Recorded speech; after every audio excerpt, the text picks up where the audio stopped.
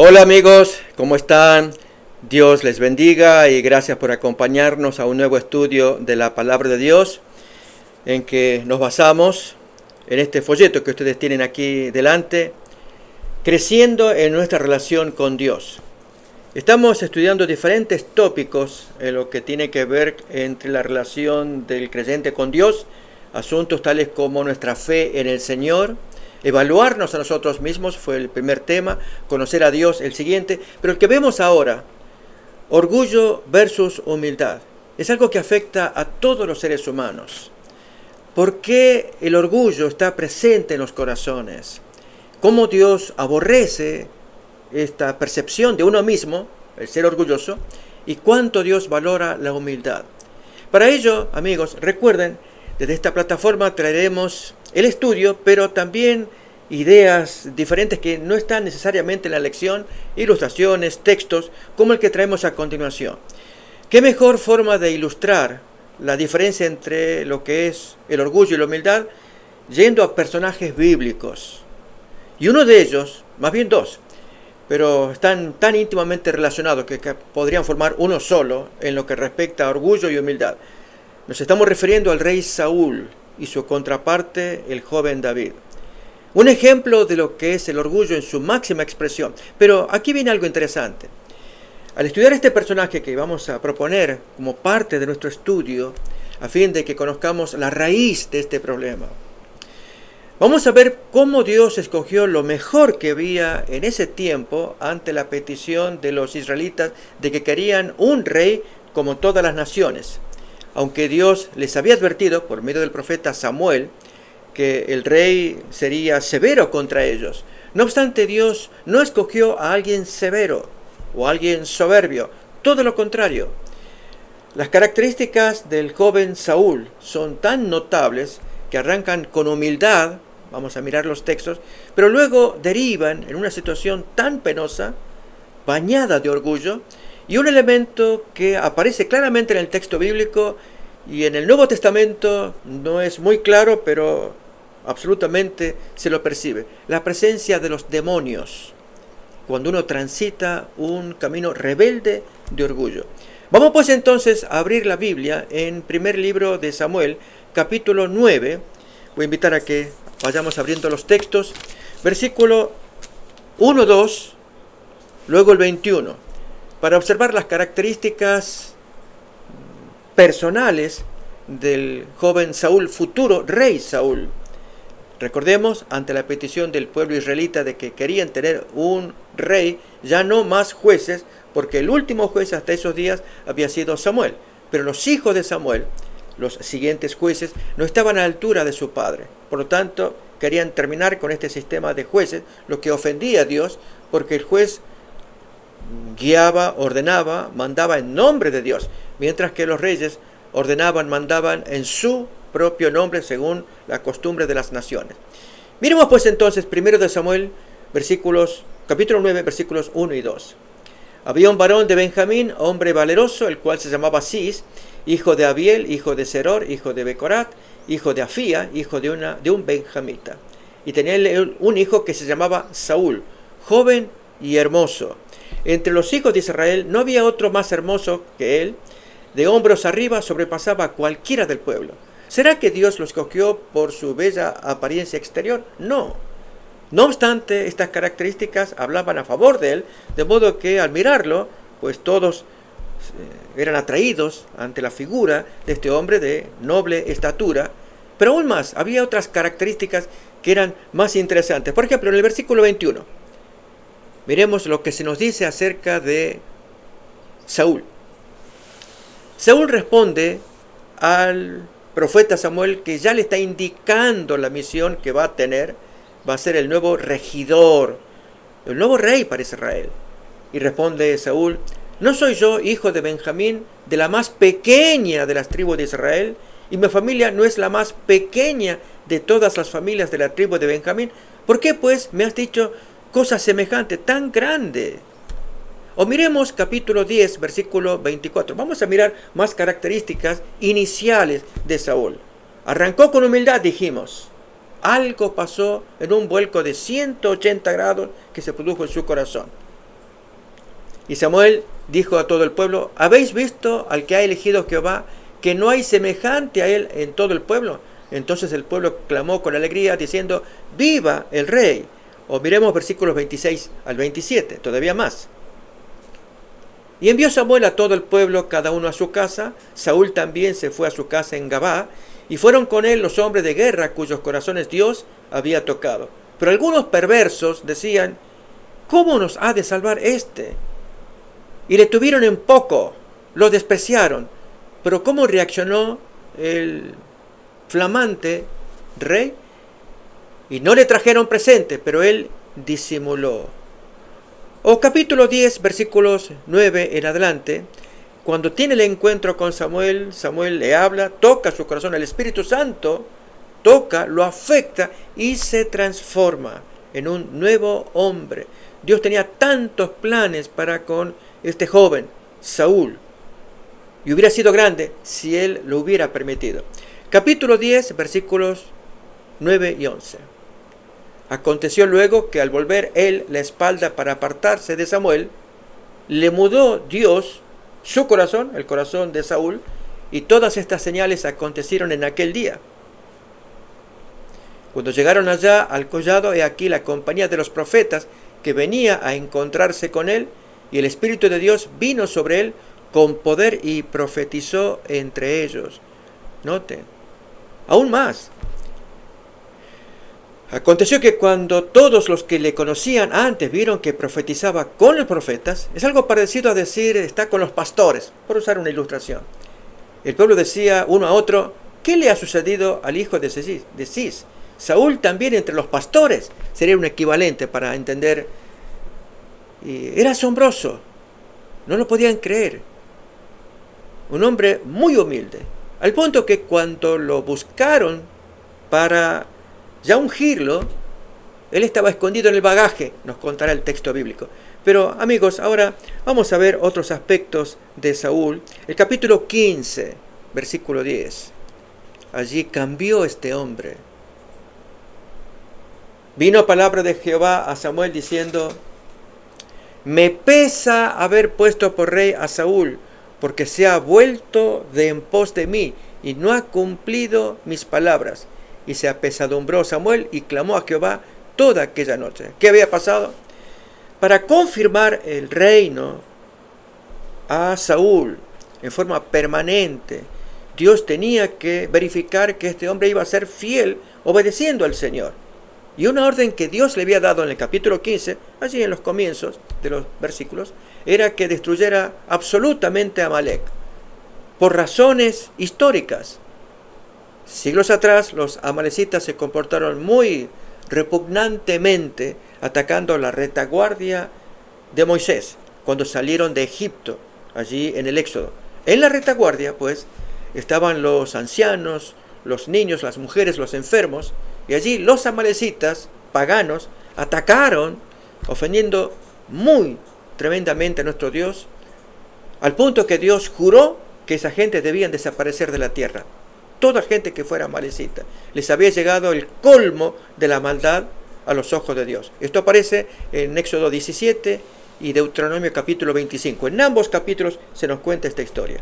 Bien, pasan los siglos.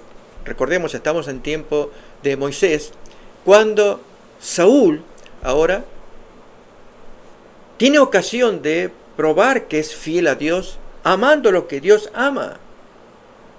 Si Dios amó la retaguardia, a los enfermos, tanto que se dirá en el texto de Éxodo y aún Deuteronomio 25, dije, Éxodo 17, Deuteronomio 25, que han tocado la niña de sus ojos. Era el trono de Jehová, es la expresión que Dios utiliza. Han tocado el trono de Jehová. Cuánto amor que tenía por toda esa gente vulnerable que viajaban en la retaguardia en la salida de Éxodo, de Egipto. Bien, Dios le ordena a Saúl que los destruya, y Saúl obedeció parcialmente. Cuando Samuel el profeta lo visita, ve algo extraño, oye sonidos. ¿Y esos sonidos qué son? Oh, son los animales de los amalecitas. Yo he cumplido la orden, sí. Yo destruí a todos, pero bueno, la gente quiso tomarse los animales, que los vieron preciosos para hacer sacrificio. Y Samuel es duro. ¿No sabes que la desobediencia es como rebeldía, idolatría al Señor? Un pecado tan serio como es la idolatría, así considera Dios la obstinación, la rebelión, el no obedecer. Y en eso que están conversando aparece un desconocido. ¿Y este quién es? El rey de los amalecitas. Esto ya fue el colmo. Samuel se dirige al individuo y le dice: así como tú dejaste a muchas madres sin hijos, así tu madre hoy será sin hijo. Y el texto es muy severo. Dice que Samuel el profeta tomó una espada y lo cortó en pedazos. ¿Saben? Cuento esta historia porque hay personas que pueden en su sensibilidad sentir que como que Saúl fue más benigno que el profeta Samuel, que Saúl fue más misericordioso que Dios. No, amigos, no. Si no entendemos esto, ya había habido un juramento, debían desaparecer de la tierra. Y desde entonces, ahora que este hombre no cumple el mandamiento de Dios, ya Dios no lo puede tomar como un fiel siervo que hará la voluntad de Dios. Pero antes de que se separen, nos cuenta el texto, ya Samuel se quería ir. Miremos otra vez capítulo 15, versículos 17 al 19. Y dijo Samuel: aunque eras pequeño en tus propios ojos, no has sido hecho jefe de las tribus de Israel, y Jehová te ha ungido por rey sobre Israel. Y Jehová te envió en misión y dijo: ve, destruye a los pecadores de Amalec y hazles guerra hasta que los acabes. ¿Por qué pues no has oído la voz de Jehová, sino que vuelto al botín has hecho lo malo ante los ojos del Señor? Bien, amigos, ya está la sentencia, Dios ya no lo quiere más. Y comienza un proceso tan triste de alguien que había sido pequeño en sus ojos. Ahora, gracias a su orgullo que brota en su corazón, Dios no lo quiere y lo entrega a merced del enemigo. Miremoslo en el capítulo 16, versículo 14. Esta es la vida tan triste de Saúl, que fue perseguido por los demonios permanentemente, y nada menos que para atacar a un siervo tan humilde, tan valeroso y tierno a la vez como fue el joven David. Y el espíritu de Jehová se apartó de Saúl y le atormentaba un espíritu malo de parte de Jehová. Saben, amigos, cuando uno lee este texto en particular, puede entrar en confusión. Dios se aparta, pero que ahora venga el espíritu malo, satánico, enviado por Dios. Bueno, saben que este es el lenguaje directo y en varias partes reaparecerá el mismo concepto. Un espíritu malo de parte de Dios atacaba a David, por lo cual tiró en 2 ocasiones lanzas. En una casi mata a su hijo, en la otra directa a David, y David se escapó y se salvó. Pero eso es un espíritu de parte de Dios. No, amigos. Miremos en Romanos capítulo 1, quiero invitarles a que me acompañen. ¿Qué ocurre con aquella gente que es necia? Desde el versículo 21 en adelante, cuando rechazan a Dios, Dios no hace otra cosa que entregarlos. Ya no obra más por ellos. Y entonces los demonios toman posesión de esa persona rebelde. Romanos capítulo 1, versículo 21 en adelante, leemos así. Pues habiendo conocido a Dios, no le glorificaron como a Dios, ni le dieron gracias, sino que se envanecieron en sus razonamientos. Y su necio corazón fue entenebrecido. Profesando ser sabios, se hicieron tontos. Y cambiaron la gloria del Dios incorruptible en semejanza de imagen de hombre corruptible, de aves, de cuadrúpedos, de reptiles. Por lo cual, noten esta expresión que deseo enfatizar. El verbo entregar va a aparecer 3 veces en el mismo contexto. Versículos pares 24, 26 y 28. Exactamente como le pasó a Saúl. Cuando se resiste a la voluntad de Dios, Dios lo entrega para que haga su voluntad. Esto es a la potestad de los demonios. Amigos, no podemos rechazar el Espíritu Santo impunemente. Mírenlo como aparece aquí en el texto. Por lo cual también Dios los entregó a la inmundicia en las concupiscencias de sus corazones, de modo que deshonraron entre sí sus propios cuerpos, ya que cambiaron la verdad de Dios por la mentira, honrando y dando culto a las criaturas antes que al Creador, el cual es bendito por los siglos. Por esto, otra vez el verbo entregar. Dios los entregó a pasiones vergonzosas, pues aún sus mujeres cambiaron el uso natural por el que es contra naturaleza. De igual modo también los hombres. Y siguiente versículo, nuevamente el verbo entregar. Y como ellos no aprobaron tener en cuenta a Dios, Dios los entregó a una mente reprobada para hacer cosas que no convienen, es decir, los entrega al dominio satánico. ¿No es esta la experiencia de Saúl? Otra vez quiero invitarles, amigos, a que me acompañen leyendo primer libro de Samuel, capítulo 16, versículo 14. Es el mismo principio. El espíritu de Jehová se apartó de Saúl y le atormentaba un espíritu malo de parte de Jehová. Notemos que, aunque aparece en forma activa o positiva, como que Dios envía el mal espíritu, lo que hace es que Dios lo entrega.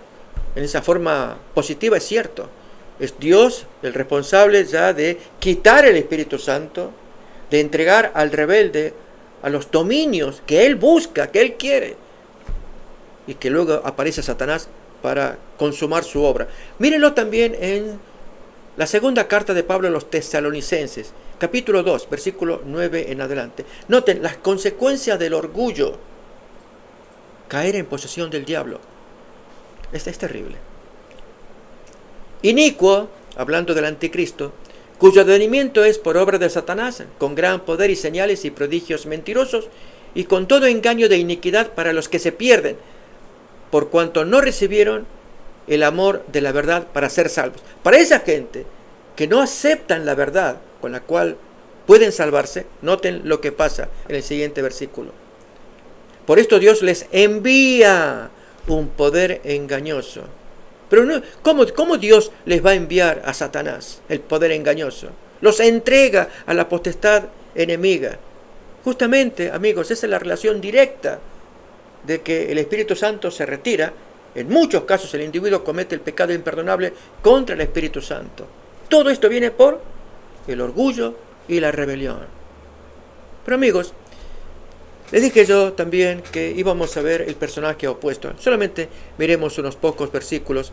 Primer libro de Samuel, capítulo 24, los primeros versículos nos habla de David, que era el general de los ejércitos de Saúl, el objeto de la persecución de Saúl. Saúl era el suegro.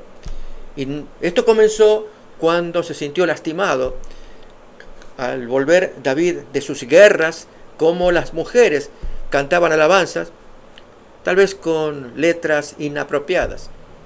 Saúl derribó a 1000, David derribó a 10.000, y estaban allí, y en esa comparación de la alegría que estas mujeres tenían al ver a su líder, a su héroe, el general, pues venciendo a favor de los ejércitos de Jehová. Desde allí Saúl desarrolla un espíritu combativo contra su yerno, David. Pero miren, en el capítulo 24, primeros versículos, cómo uno persiguiendo al otro, cómo terminan ambos. Cuando Saúl volvió de perseguir a los filisteos, le dieron aviso diciendo: he aquí, David está en el desierto de Engadi. Y tomado Saúl 3.000 hombres escogidos de todo Israel, fue en busca de David y de sus hombres por las cumbres de los peñascos de las cabras monteses, buscando como un animal herido para ver si lo podía destruir. Era solamente por motivación satánica. Pero sigue más. Cuando llegó a un redil de ovejas en el camino, donde había una cueva, entró Saúl en ella para cubrir sus pies. Es una expresión hebrea, es para hacer el número 2, decimos nosotros, ¿sí? Eso significa, o sea, fue para ir al baño. Y David y sus hombres estaban sentados en los rincones de la cueva, estaban escondidos ahí. ¿Qué pasó? Entonces los hombres de David le dicen: he aquí el día de que te dijo Jehová, he aquí que entrego a tu enemigo en tu mano, y harás con él como te pareciere. Yo te lo voy a entregar, David.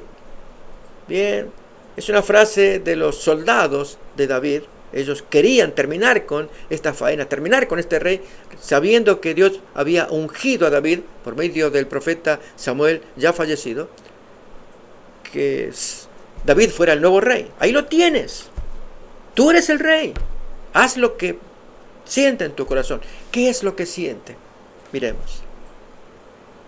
Y se levantó David y calladamente cortó la orilla del manto de Saúl.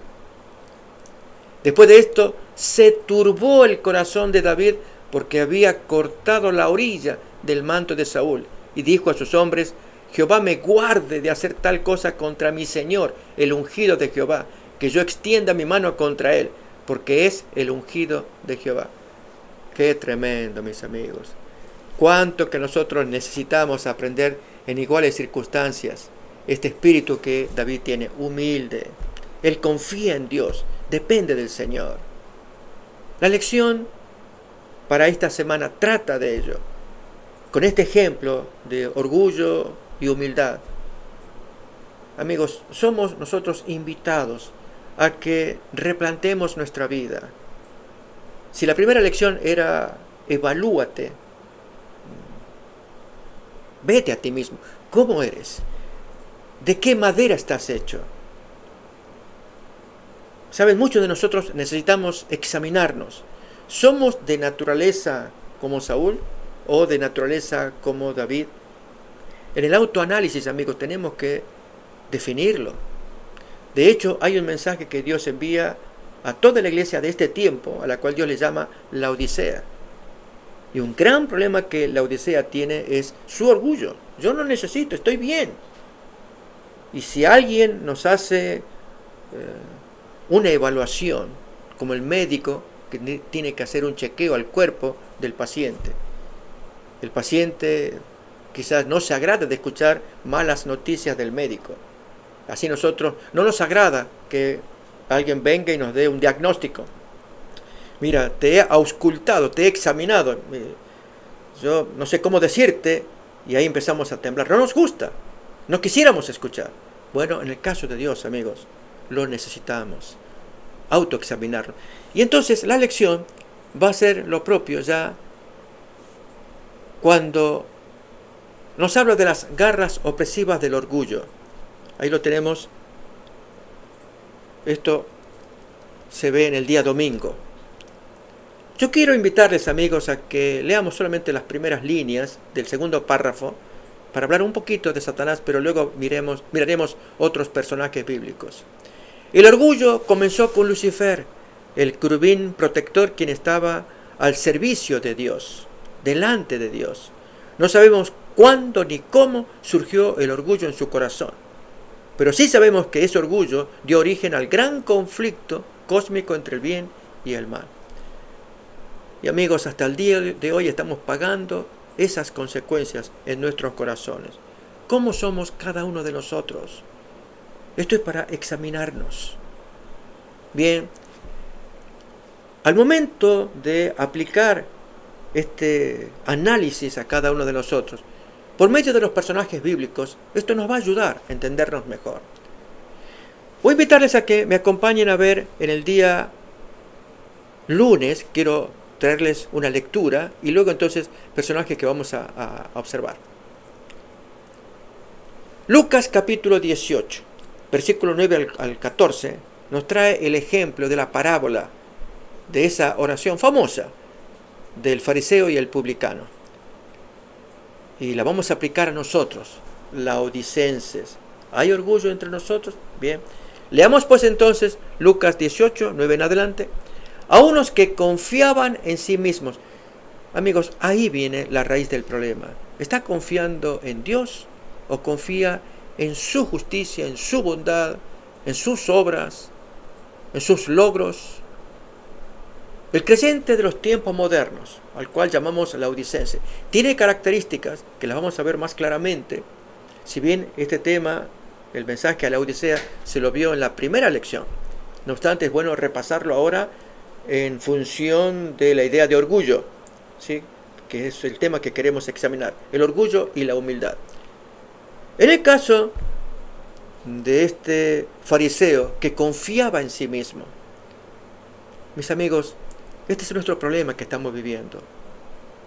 podemos no ser malos. Mírenlo, vamos a ver más claramente en Deuteronomio capítulo 8, versículo 11 en adelante. Ya Dios había advertido con muchos siglos de anticipación esta característica que hoy los laodicenses en los últimos días estamos viviendo, pero realmente en su máxima expresión. Dice el texto: cuídate de no olvidarte de Jehová tu Dios para cumplir sus mandamientos, sus decretos y sus estatutos que yo te ordeno hoy. No suceda que comas y te sacies. La pregunta es, ¿será que el comer y saciarse es pecaminoso? ¿Es algo malo? No. Comer y saciarnos, el estar satisfecho después de una comida, es placentero. Que edifiques buenas casas en que habites. Hay problema en que uno construya una bonita casa que contenga todos los que quisiéramos tener para soportar allí el frío o el calor, cuando ponemos los aparatos respectivos, el aire acondicionado, etc. Y le damos las comodidades para que vivir placenteramente en la casa que hemos construido o hemos comprado, para que nuestra familia habite cómodamente. ¿Es pecaminoso? No. Y que tus vacas y tus ovejas se te aumenten, ¿es problema? Tampoco. ¿O es que Dios quiere que nosotros vayamos para abajo? Si progresamos con las vacas y ovejas, enhorabuena. Aún más, que la plata y el oro se te multipliquen. ¿Hay problema en que un creyente pueda tener mayores posesiones? En cuanto se mantenga fiel a Dios, no hay problema. Acordémonos de Abraham. Él progresaba, era riquísimo. O Job, otro personaje tan querido en la Biblia, era un hombre muy rico. Y sin embargo, conservaba su dependencia de Dios. Así que en sí el problema de la riqueza no lo es. Es el corazón que se puede tentar. Pero seguimos más de las características que Dios da o describe para esos creyentes. Y que todo lo que tuvieres se te aumente. Y luego se enorgullezca tu corazón y te olvides de Jehová tu Dios que te sacó de la tierra de Egipto, de casa de servidumbre. Noten que el gran problema que esta gente tiene es que al enorgullecerse, se olvidan de Dios, al punto que en el versículo 17, retomamos la lectura, ese individuo dice algo, es el típico laodicense, que ya no necesita de Dios. Miremoslo. Y digas en tu corazón: ¡ja! Mi poder y la fuerza de mi mano me han traído esta riqueza. Oh, ¿no era Dios el que te aumentó las vacas, las ovejas, te aumentó el dinero, te dio la buena casa para que puedas habitar? No, esa es la riqueza, es la habilidad de las manos. Hay que tener talento para meterse con el Bitcoin, etcétera, etcétera. Todavía más en el versículo que sigue, 18. Sino acuérdate de Jehová tu Dios, porque Él te da el poder para hacer las riquezas, a fin de confirmar su pacto que juró a tus padres, como en este día. Yo te voy a progresar, a prosperar, pero sé dependiente de mí. De otro modo, brotará, ¿qué cosa? El orgullo. Y amigos, ya miramos la historia de Saúl, estamos mirando a Satanás también, el originador de esta situación, y lo aplicamos a nuestros días también. Volvemos a la parábola de la oración del fariseo y el publicano en Lucas capítulo 18, versículo 9. Confían en sí mismos. A unos que confiaban en sí mismos como justos y a la vez menospreciaban a los otros, cuenta esta parábola. Dos hombres subieron al templo a orar, uno era fariseo, el otro publicano, o sea, cobrador de impuestos. El fariseo, puesto en pie, oraba consigo mismo. No estaba en comunión con Dios, usaba el nombre de Dios de esta manera: Dios, te doy gracias porque no soy como los otros hombres. Noten con quién se compara con el resto. La lección trae citas que ahora vamos a leer de con quién deberíamos compararnos. Seamos cuidadosos, mis queridos amigos, cuando a veces cometemos ese error. Tal vez vamos a mirar la cita ahora, tomada de Palabras de Vida del Gran Maestro. Una, la que aparece en la página 122, ahí la tenemos para poder leerla juntos. No hay nada que ofenda tanto a Dios o que sea tan peligroso para el alma humana como el orgullo y la suficiencia propia. De todos los pecados es el más pernicioso, el más incurable. Porque Dios no puede entrar, no puede penetrar.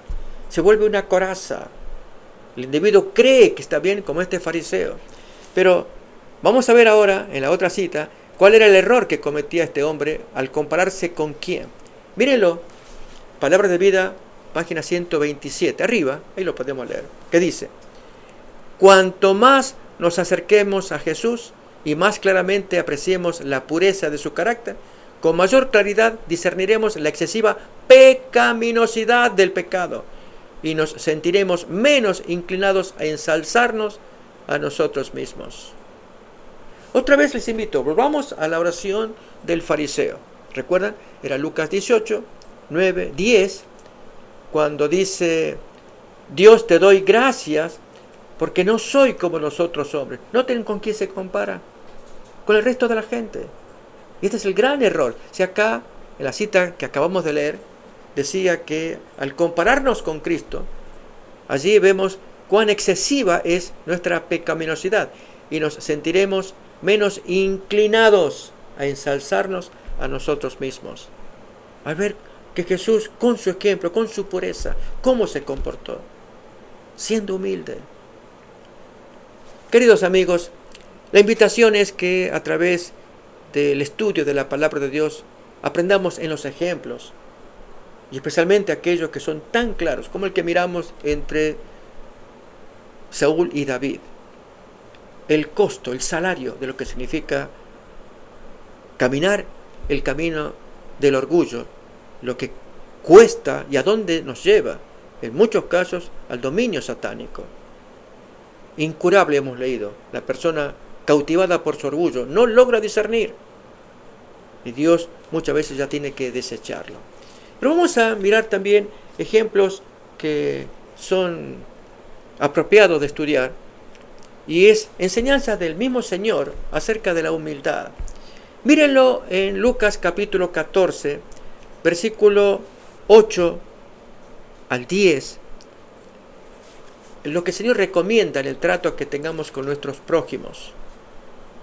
Cuando fueres convidado por alguno a bodas, no te sientes en el primer lugar, no sea que otro más distinguido que tú esté convidado por el anfitrión. Y viniendo el que te convidó a ti y a él, te diga: da lugar a este, y entonces comiences con vergüenza a ocupar el último lugar. Sí, amigos, a veces nos puede pasar esta situación de rechazo de aquellos que nos ven a nosotros creídos que teníamos ese privilegio. No, siempre movernos humilde. Aún más, miren cómo sigue el texto. Más bien siéntate en el último lugar, humilde. Mas cuando fueres invitado, ve y siéntate en el último lugar, para que cuando venga el que te invitó, te diga: amigo, ¿qué haces ahí? Sube más arriba, ven más cerca de mí. Entonces tendrás gloria delante de los que se sientan contigo a la mesa. ¿Acaso no te agradará que algunos observen y digan: mira, ni sabía quién era, parece que es amigo del dueño de casa? Jesús muy simple lo enseña. ¿Podemos aplicar esos principios a nuestra vida? Sí, amigos, podemos y debemos. El ser humilde, el tener la gracia del Señor, fruto del Espíritu Santo, el Espíritu Santo morando en el corazón, produce esas emociones de que al compararnos con Cristo siempre estaremos hacia abajo, mirándonos. Ejemplo de ello, vamos pues ahora a mirar algunos otros ejemplos que trae la Biblia y la lección también. El caso de Moisés.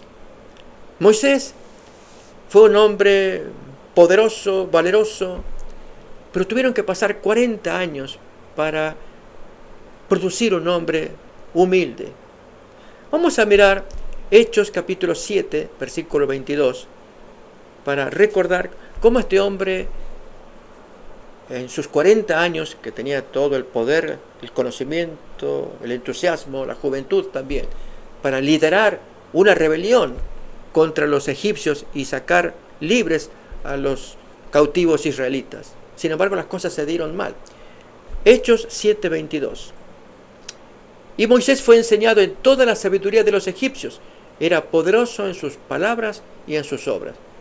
Y sin embargo, en el desierto, amigos, cuando Dios lo encuentra, él tiene que manifestar una posición totalmente opuesta, como un giro de 180 grados, como aparece en Éxodo capítulo 4, versículo 10. Un hombre sumamente humilde, apocado. Entonces dijo Moisés a Dios, como respuesta al llamado que Dios le hacía de ir a Egipto a librar a los israelitas del cautiverio egipcio: ay, Señor, nunca he sido hombre de fácil palabra, ni antes, ni desde que tú hablas a tu siervo, porque soy tardo en el habla y torpe de lengua. Hay quienes piensan que podría ser un problema ya de educación de Moisés, esto es dislexia o tartamudez, torpe de palabra, tardo para aprender, para escribir, etc. Amigos, ¿será esto?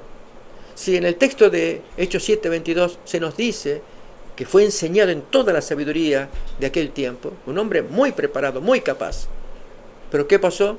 Después de 40 años alejado de la civilización, viviendo en el desierto, el hombre se acostumbró más a tratar con los animales, con las ovejas, pero aprendió muchísimo de la sabiduría de Dios en las montañas, por lo cual Dios lo capacitó para que escribiera aquellos dos libros, Job y Génesis, que lo escribió durante esos 40 años en el desierto.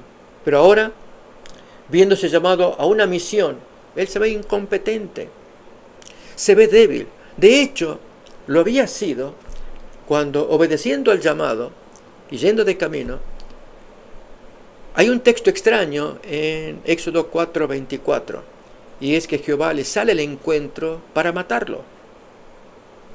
Miremos cómo lo presenta allí el versículo. Y aconteció en el camino que en una posada Jehová le salió al encuentro de Moisés y quiso matarlo. Pero, ¿cómo es esto? Entonces Séfora, la esposa, tomó un pedernal afilado, o sea, una piedra afilada, y cortó el prepucio de su hijo y lo echó a sus pies, diciendo: a la verdad, tú me eres un esposo de sangre. Así lo dejó luego ir. El ángel ya se retiró. Y ella dijo: esposo de sangre, sí, a causa de la circuncisión. Esto sí traía a Moisés una debilidad de carácter.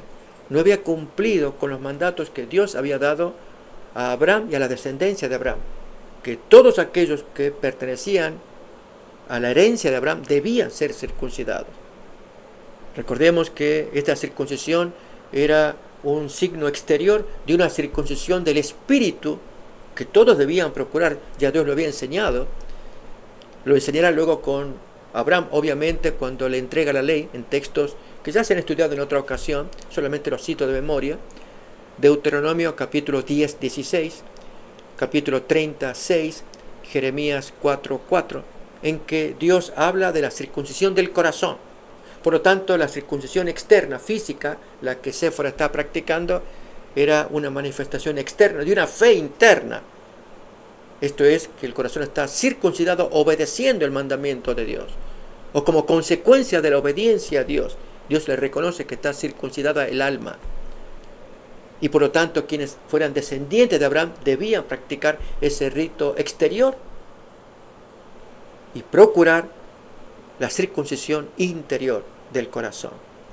Ambos van juntos. Bien, en el caso de Moisés, él sí estaba circuncidado exteriormente, circuncidó a su hijo mayor, pero por debilidad como esposo cedió ante su esposa, que no era israelita, ella era etiópica. Ella no entendía los mandatos salvajes de circuncisión, como habrá entendido ella, y lo prohibió. Pero ahora ella entendió que si no solucionaba este problema, su marido corría grave peligro. Si debía ser gran líder, él no podía cargar un pecado a cuestas. Notamos, amigos, Moisés era débil. Sin embargo, Dios le iba a ayudar a ser fuerte y sobre todo a ser el hombre más manso de la tierra, el más humilde, como nos lo cuenta Números capítulo 12, versículo 3. Y aquel varón Moisés era muy manso, más que todos los hombres que había sobre la tierra.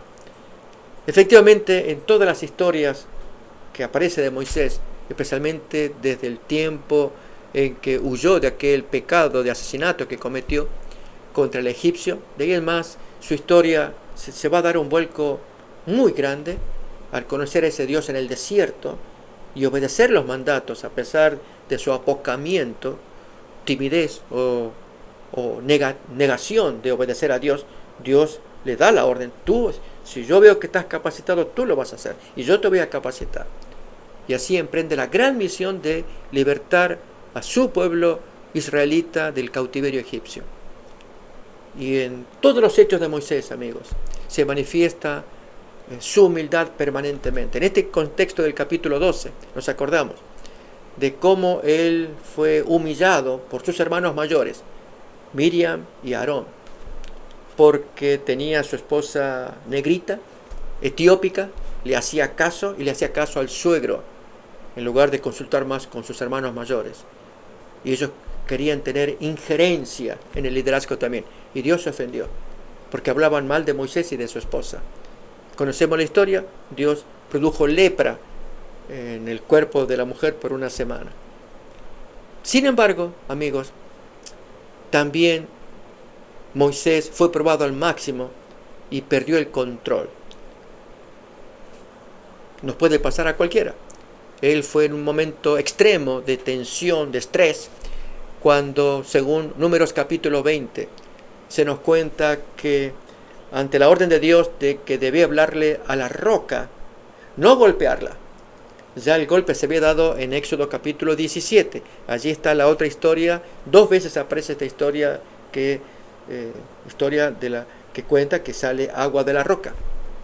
En la primera, Éxodo 17, había que pegarle a la roca. En la segunda, solamente hablarle. Pero aquí que Moisés perdió el control. Y entonces pegó a la roca y rompió el símbolo. Quiero invitarles a que me acompañen a mirar en Números capítulo 20, versículo 9 en adelante. Allí podemos apreciar esta historia. Entonces Moisés tomó la vara de delante de Jehová, como él le mandó, y reunieron Moisés y Aarón a la congregación delante de la peña. Y les dijo: oíd ahora, rebeldes, ¿os hemos de hacer salir agua de esta peña? Noten, ya va subiendo el tono emocional y de rabia, un tono de enojo en el corazón de Moisés para hacer algo que Dios no le autorizó. ¿Qué cosa? Entonces alzó Moisés su mano y golpeó la peña con su vara 2 veces, y salieron muchas aguas, y bebió la congregación y sus bestias. Y Dios no había dado autorización de golpear nuevamente la roca. Como consecuencia de ello, leemos la sentencia de Dios en los siguientes versículos. Y Jehová dijo a Moisés y a Aarón: por cuanto no creísteis en mí para santificarme. Dios quería que el símbolo fuera bien hecho. El golpear la roca tenía un significado. Era: Cristo es la roca. Se lo golpea una vez cuando murió en la cruz, y ahora es solamente hablarle en la intercesión que hace la roca, Cristo, y el Señor contesta. No hay que golpearlo otra vez. Él no tiene que morir por segunda vez. Era un símbolo. Pero noten cómo el Señor, nuestro Dios, lo va a aplicar. Por cuanto no creísteis en mí para santificarme delante de los hijos de Israel, por tanto no meteréis esta congregación en la tierra que les he dado. Y aún la sentencia abarcaba al mismo Moisés. Él no iba a entrar en la tierra prometida. Pero amigos, conocemos el desenlace de Moisés. Él murió, no entró en la tierra prometida, pero el Señor lo resucitó y se lo llevó al cielo, como cuenta el libro de Judas. Saben, estudiando el tema de la lección, hay una parte interesante que aparece en el día miércoles, y es con respecto a una ofensa. El Señor podía sentirse frustrado, a pesar de todo lo que Él había enseñado, ver que no había provecho en lo que esta gente habían aprendido. Quiero invitarles a que me acompañen a mirar en el día miércoles unas frases que aparecen allí. La mayor ofensa. Y el autor o la autora nos invita a imaginarnos como que fuéramos uno de los discípulos de Jesús. Allí aparece una descripción interesante, bonita, pero que luego, en el momento más culminante de la historia de Jesús, en que Él entró al aposento alto, conmovido, porque sabía que su fin se aproximaba y que sus amigos, en lugar de aprender de Él o demostrar que habían aprendido de Él, muestran lo contrario, que es pelear por quién sería el mayor, el orgullo, en lugar de ser humildes. Leemos pues entonces Lucas capítulo 22, 24 al 27. Esta es una parte del estudio de esta semana sobre la necesidad de ser humildes, siguiendo el ejemplo de Jesús. Lucas 22, 24, leemos así. Hubo también entre ellos una disputa sobre quién de ellos sería el mayor. Pero él les dijo, los reyes de las naciones se enseñorean de ellas, y los que sobre ellas tienen autoridad son llamados bienhechores. Mas no así vosotros, sino sea el mayor entre vosotros como el más joven, y el que dirige como el que sirve. Porque ¿cuál es mayor? ¿El que se sienta a la mesa o el que sirve? No es el que se sienta a la mesa, pero yo estoy entre vosotros como el que sirve. Una posición de humildad. Quiero subrayar, amigos, pongo acá en la pantalla, una frase que trae la lección. Después de todo el tiempo que habían pasado con Jesús, este tipo de debate es lo último que alguien habría esperado. Disputar por quién sería el mayor, pelearse por esos puestos. Amigos, hoy en nuestros días, Dios quiere que aprendamos de Jesús a ser humildes, a ser serviciales, a estimar a otros mayores que nosotros. Ese es el modelo. Mírelo como lo expresa en Filipenses capítulo 2, desde el versículo 3, 4, 5. Miramos el modelo, el estándar que Dios pone delante de nuestros ojos, para que así ganemos entre nosotros mismos, entre los prójimos y aún ante Dios, el valor que Dios quiere darnos. Dios quiere darnos un valor. Amigos, hagamos nuestra parte. Humillémonos. Tratemos a nuestro prójimo como superiores a nosotros mismos. Miremoslo. Filipenses capítulo 2, 3 en adelante. Nada hagáis por contienda o por vanagloria. Antes bien, con humildad, estime cada uno a los demás como superiores a él mismo. Les pregunto, amigos, ¿cómo usted lo querría hacer? ¿Usted puede practicar este principio? ¿Estima a otros como superiores a usted mismo? Tal vez usted piense un momento, piense en alguien, en su compañero de trabajo, en algún miembro de su familia, o los miembros de la iglesia, o aún del vecindario, y que usted tenga que decir, yo soy menos que él. Dios le invita a que usted considere al otro como superior a usted mismo. ¿Usted está dispuesto? Mire más todavía lo que sigue en el versículo. Leíamos 3, vemos el versículo 4. No mirando cada uno por lo suyo propio, sino cada cual también por lo de los otros. Haya pues en vosotros este sentir que hubo también en Cristo Jesús. Amigos, cuando nosotros tenemos este sentir como el que tuvo el Señor, no mirando por lo propio, miremos por los demás. ¿Qué le está pasando a fulano al verle sus ojos o escuchar sus palabras? Al percibir su genio, su mal humor, o aún su buen humor. ¿Qué está pasando con él? ¿Cómo nuestra influencia puede ser positiva para que marquemos un antes y un después en la persona con nuestra presencia? Antes estaba amargado, pero cuando llegamos y hablamos, la persona se siente mejor por la influencia de nuestras palabras. Esto es, mire por los otros, no solamente por usted mismo. ¿Sabe? Esto a veces se da en las meras conversaciones. Se encuentran dos personas y a la hora de conversar, usted va a notar cómo algunas personas se tornan agradables o desagradables. ¿No le ha pasado a usted? Se encuentra con alguien y usted le pregunta, ¿cómo estás? Y el individuo siente como que le están pidiendo que él cuente toda una historia. ¿Qué me dijiste? No, te pregunto, ¿cómo estás? Ok, te voy a contar. Y tiene una carga tan grande que quiere contar. Y cuenta, y cuenta. Él puede sentirse bien. Quizás usted no, usted era una pregunta de cortesía. Pero saben, aún así, puede ser un ministerio que usted abra la compuerta de presión, de estrés, de tristeza, que ese corazón contiene. Usted abre la puerta y allí vuelca todo lo que tiene. Puede ocurrir. Pero también puede pasar que usted apenas hace la pregunta y el individuo en su egoísmo cree que el mundo gira en torno a él. Y por lo tanto todos tienen que estar atentos a lo que le pasa a él y cuenta y cuenta. Y cuando llega el momento que usted quiere contar algo, se aburre, dice, mire, discúlpame, pero se me hizo tarde, yo tengo que hacer otras cosas. Suele pasar. Amigos, nuestro Señor Jesús quiere que le imitemos, que nos interesemos en los demás, pero más que nada porque el Señor se interesó en nosotros y Él es nuestro ejemplo. Ya el texto que hemos leído, Filipenses 2:5, dice, haya pues en vosotros este sentir que hubo también en Cristo Jesús. Ese sentir lo hubo en Él, que siendo en forma de Dios, dirá el siguiente versículo, no estimó el ser igual a Dios como un botín, dice alguna traducción, a qué aferrarse, sino que se vació de ese botín, que era la igualdad con Dios, y tomó la forma humana, forma de siervo, semejante a los hombres, y así vino a la tierra para vivir entre nosotros y ayudarnos en nuestras necesidades. Ese es el sentir que Dios quiere que tengamos cada uno de nosotros.